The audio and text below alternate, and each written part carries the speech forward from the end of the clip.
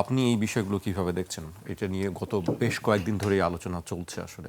পুনর্বাসন করা হচ্ছে কি হচ্ছে না, কে তাদেরকে শেল্টার দিচ্ছে না, নানান প্রশ্ন। আপনার বক্তব্য কি আসলে? ধন্যবাদ।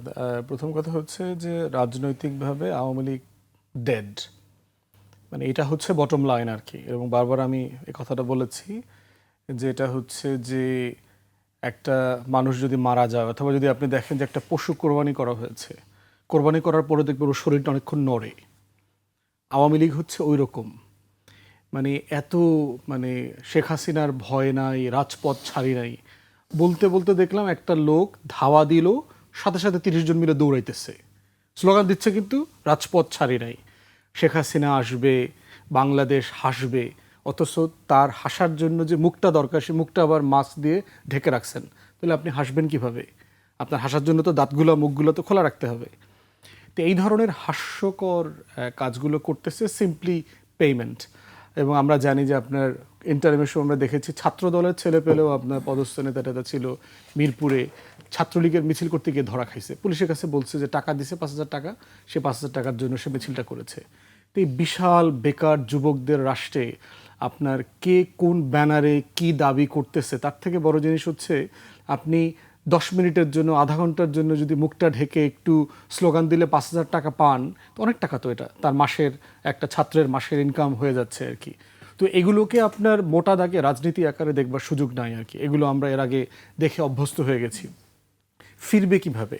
আওয়ামী লীগ এর আগে কিভাবে ফিরেছে শুধু হিস্টোরিক্যাল জায়গাটা দেখেন। 75 পরবর্তী জায়গাতে আওয়ামী লীগ কীভাবে ফিরেছে? ভারত চেয়েছে, শহীদ প্রেসিডেন্ট জিয়াউর রহমান চেয়েছেন সরকার যে হাসিনা ফিরবে, আওয়ামী লীগ নির্বাচন করবে, ইন্টারন্যাশনাল কমিউনিটি চেয়েছে।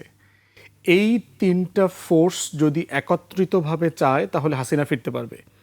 দ্বিতীয়বার দেখেন হাসিনা কিভাবে ফিরেছে, 1/11-এর সময় ফিরেছে। ইন্টারন্যাশনাল কমিউনিটি, ওয়েস্টার্ন ওয়ার্ল্ড চেয়েছে হাসিনা ফিরুক, ভারত চেয়েছে ফিরুক, এবং আমাদের এখানকার এই যে সুশীল বুদ্ধিজীবী সম্পাদকরা যারা তখন 1/11 করে খুবই দাপটের সাথে বলেছিল এটা আমাদের সরকার, আমরাই এনেছি, তারা চেয়েছে হাসিনা ফিরুক। প্রণব মুখার্জির সাথে আমাদের 17 ঘোড়া বিশিষ্ট মইনি আহম্মদের বিখ্যাত মিটিং, এবং তার বইতে সেটা সে লিখেছে কিভাবে তার ফেরানোর ব্যবস্থা চলছে, শামীম ওসমান পা ধরে কান্নাকাটি করতেছে। তো এই প্রত্যেকটা এলিমেন্ট চেয়েছিল বলে হাসিনা আওয়ামী লীগ ফিরতে পেরেছে। প্রশ্ন হচ্ছে 24-এর পরে ইন্টারন্যাশনাল কমিউনিটি চায় কিনা আওয়ামী লীগ ফিরুক। আপনারা কদিন আগে দেখেছেন যে হাসিনার আইনজীবীর মাধ্যমে আমেরিকাতে জাতিসংঘের হেডকোয়ার্টারে তারা কিন্তু যে গণ অভ্যুত্থানের পরবর্তীতে যে জাতিসংঘ যে ফ্যাক্ট ফাইন্ডিং রিপোর্ট করলো, এই রিপোর্টে কতজন মারা গেছে এই সংখ্যাটা কন্ট্রাডিক্ট করে একটা চিঠি দিয়েছে। জাতিসংঘ কি উত্তর দিয়েছে? যে আমরা আমাদের রিপোর্ট স্ট্যান্ড বাই করতেছি, 1400 শহীদ হয়েছে, আমাদের কাছে এভিডেন্স আছে, এবং এইটার কোনো কিছু আমরা চেঞ্জ করব না, ইন লেটার্স অ্যান্ড স্পিরিট। তাহলে জাতিসংঘ থেকে শুরু করে আমেরিকার সাথে এখন ট্রেড এগ্রিমেন্ট আছে, কোনোভাবে কি চাইবে আমেরিকা এই ট্রেড এগ্রিমেন্ট থেকে বের হয়ে আসবে? ট্রাম্পের ভারত নিয়ে ন্যূনতম তার কোনো আগ্রহ নাই, যে পরিমাণ ট্যারিফ ইম্পোজ করে দিয়েছে। তো সেই জায়গাতে ইন্টারন্যাশনাল কমিউনিটি, ওয়েস্টার্ন ওয়ার্ল্ড কারোই এই গণহত্যার বিপক্ষে গিয়ে ভারতকে, হাসিনাকে সাপোর্ট দেওয়ার মতো ন্যূনতম লেভারেজ নাই। অথবা ইন্টারন্যাশনাল কমিউনিটি চাচ্ছে না হাসিনা ফিরুক, অথবা এটা নিয়ে তার কোনো মাথা ব্যথা নাই। জাতিসংঘ এমনটাও বলেছে 2টা শর্তে তারা ইভেন বিচারের দায়িত্ব পর্যন্ত নেবার কথা বলেছে।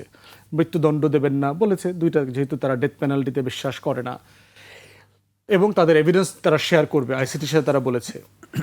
সেকেন্ডলি দেখেন, ভারত চাইতে পারে যে হাসিনা ফিরুক, কিন্তু আসলে কি ভারত চায় কিনা হাসিনা ফিরুক? ভারত যদি জেনুইনলি চায় হাসিনা ফিরুক, তাহলে বাংলাদেশের সাথে তার যে রিকনসিলিয়েশনটা দরকার এমন কোনো উদ্যোগ, আচার আচরণ সে করছে কিনা? সে প্রত্যেক দিন যা যা করছে তাতে কি বাংলাদেশের মানুষ হাসিনাকে ফেরত পাবার জন্য উদ্গ্রীব হয়ে যাচ্ছে, না ভারতের ব্যাপারে তার ঘৃণা, বিদ্বেষ, হিংসা আরও বেড়ে যাচ্ছে?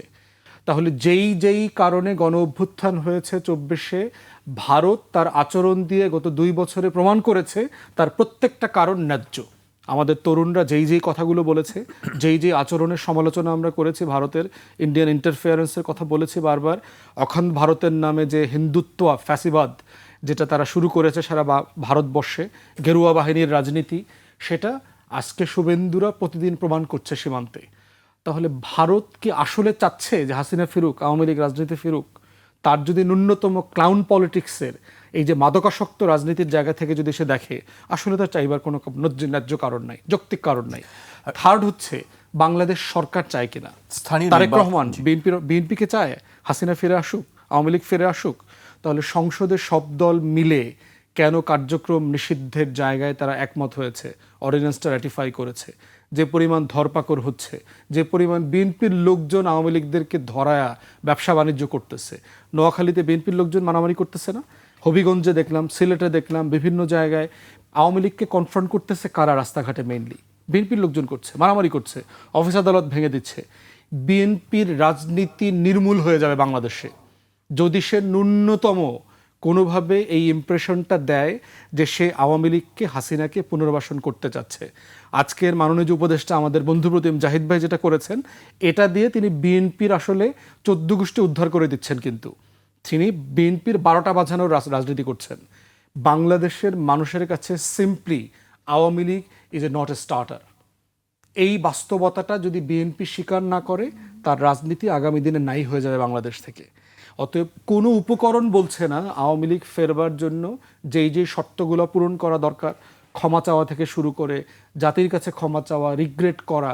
আওয়ামী লীগের কোনো নেতা কর্মী, ইভেন গ্রাম পর্যায়ের ধরেন ছাগল চুরি বিষয়ক যে সম্পাদক আছে, ওদের বিভিন্ন কমিটিতে চাঁদাবাজ বিষয়ক যারা সম্পাদক আছে, কোনো কমিটির আওয়ামী লীগের কোনো সম্পাদক, কোনো ব্যক্তি ন্যূনতম ক্ষমা চাইছে জাতির কাছে, রিগ্রেট করেছে?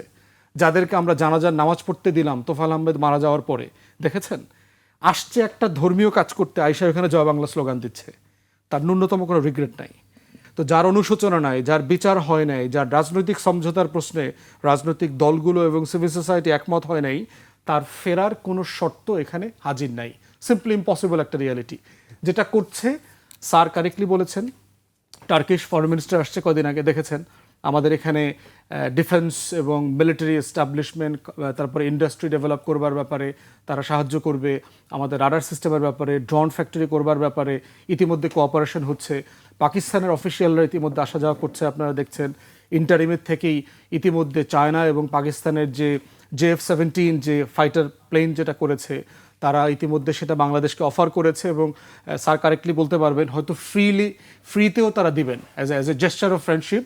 তারা 10-15টা 20টা একটা স্কোয়াড্রন সম্ভবত, আমি 15-20টা থাকে তার ভিতরে, পুরো একটা স্কোয়াড্রন বাংলাদেশকে অফার করা হয়েছে। অতএব সেই রকম একটা রিলেশনশিপ যেহেতু গ্রো করছে।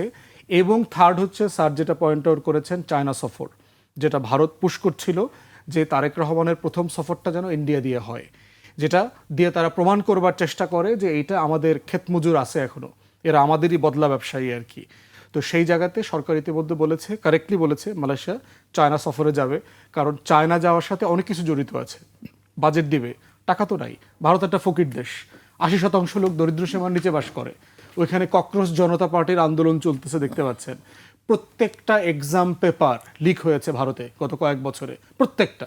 তাদের চাকরির, ম্যাট্রিক, ইন্টার, ভাইবা, হাবি জাবি সব কিছু ঢুকেছে। Just a chaotic country. So সেই রকম একটা দেশ যে নিজে ফকির, সে আমার বাজেটে কিভাবে টাকা দেবে? যে নিজের দেশের মানুষের খাওয়াইতে পারে না, সে তো আমাকে সাহায্য দিতে পারবে না। তাহলে টাকা আছে কার কাছে? পশ্চিমারাও টাকা দিতে পারবে না, টাকা আছে চায়নায়। তাহলে আপনাকে বাজেট ডেফিসিটে আপনাকে কে সাহায্য করতে পারবে? সেকেন্ড হচ্ছে অফকোর্স মিলিটারি ডিফেন্স ইস্যু। আমার সিকিউরিটি, আমার সভরেন্টির কোশ্চেনে চায়না এবং পাকিস্তান এবং টার্কি, 3টা দেশের সাথে আমার অ্যালায়েন্সের কোনো বিকল্প নাই। অতএব সেই রকম সকল জায়গায় আমরা দেখতে পাচ্ছি আওয়ামী লীগের রাজনীতিতে ফিরে আসার ন্যূনতম আর কোনো কারণ নাই। থার্ড যেটা বলি, হিস্ট্রি থেকে দেখেন, বড় ধরনের যুদ্ধ যখন হয়, যুদ্ধ, গণ অভ্যুত্থান, এগুলোর মধ্য দিয়ে ইনকামবেন্ট যেন থাকেন, তার পলিটিক্স শেষ হয়ে যায়। 71-এ দেখেন ইনকামবেন্ট কে ছিল? সবচেয়ে বড় রাজনৈতিক দল কোনটা ছিল তখন? পাকিস্তানপন্থী রাজনৈতিক দল মুসলিম লীগ। রাজনীতিতে পলিটিক্সে শেষ হয়ে গেছে না? কিন্তু মুসলিম লীগ নামে কিন্তু এখনও একটা নিবন্ধিত দল আছে। তার মানে কি মুসলিম লীগ বাংলাদেশের রাজনীতিতে খুব গুরুত্বপূর্ণ হয়ে আছে? দ্বিতীয়ত দেখেন, আপনার 90-তে এরশাদের পতন হয়েছে স্বৈরাচার বিরোধী আন্দোলনে। এরশাদের জাতীয় পার্টি আজকের পিজার 6 টুকরো 8 টুকরার মতো হয়ে আছে, এখানে সেখানে পইরা ফালায় ডালায় আছে। থার্ড হচ্ছে আওয়ামী লীগের পরিণতিও 24-এর কারণে একই সিচুয়েশন হয়েছে, সে politically dead.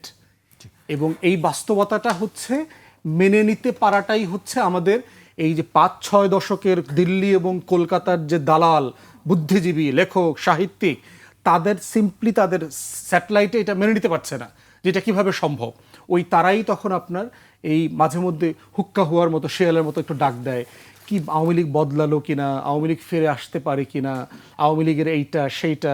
Even Awami Indian বুদ্ধিজীবী দেখেন অভিলাষ পালোয়াল, স্যার চিনবেন, সোয়াসের টিচার, তিনি কদিন আগে লিখছেন আপনার, সে বলতেছে আওয়ামী লীগের ফিরে আসার কোনো বাস্তবতা দেখতে পাচ্ছি না। তো ভারতীয় স্কলার